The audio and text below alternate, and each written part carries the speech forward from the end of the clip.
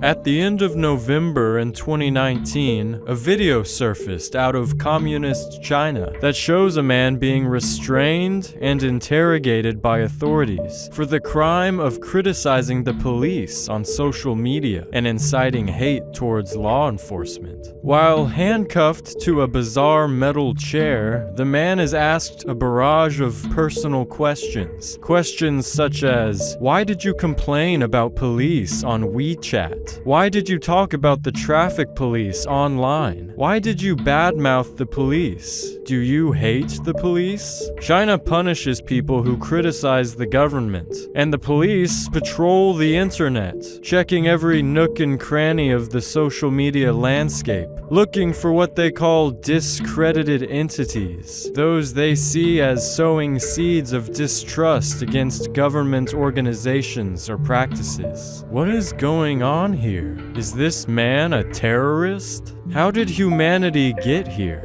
How did the technological tools of a truly free and open society become the weapons of oppression on the other side of the world? Why is social media being used to physically arrest people for digital posts that equate to thought crimes? Where else is this happening around the world? In January of 2018, a Catalan high school teacher named Manuel Riu was arrested for calling cops, quote, slackers in a Facebook post. He was accused of hate speech for both his Twitter and Facebook posts that criticized Spain, members of the Spanish government, and the Guardia Civil Police, who compiled the evidence against him, which included 119 tweets that the police later classified as hate speech, hate spoken against their own government agency.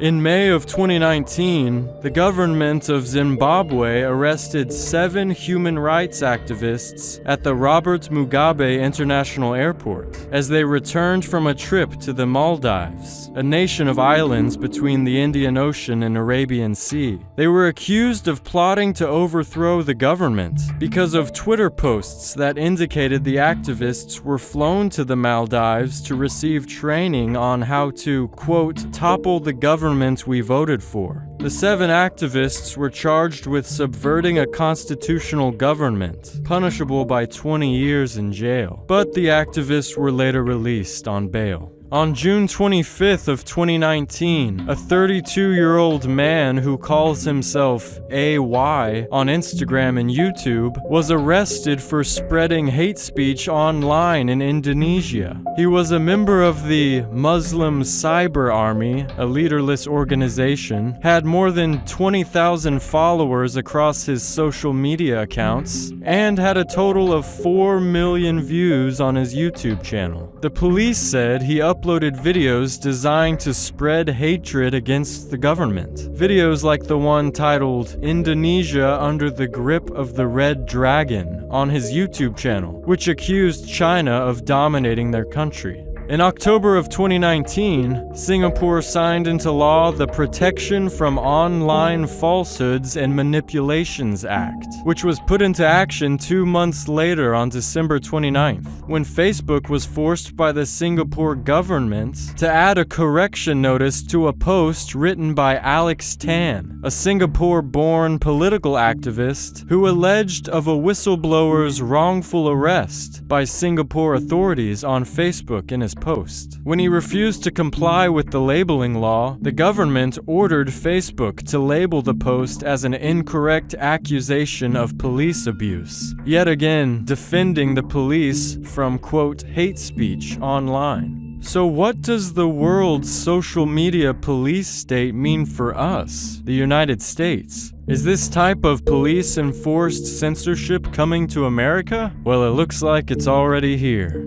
In 2018 in New Hampshire, Bob Fress commented on a local newspaper's website that the Exeter police are corrupt. The police in turn arrested him and charged him with criminal defamation, which makes it a misdemeanor to say or write something you know is false that will expose someone to public hatred or ridicule. Bob Fress maintains that his claims are true, and therefore he isn't violating the law. However, the enforcement of hate speech laws is again left to the police, allowing them to side with their own evaluation. In July of 2019, John Goldsmith of Red Oak, Iowa, was arrested and charged with a misdemeanor after criticizing the actions of a deputy police officer at a festival in Corning. He said he saw Adams County Sheriff's Deputy Corey Dorsey body slam someone to the ground while detaining them. He cursed in his Facebook post, but he made no threats to the officer's life or broke the law in any traditional way. Just accusations of inappropriate police conduct.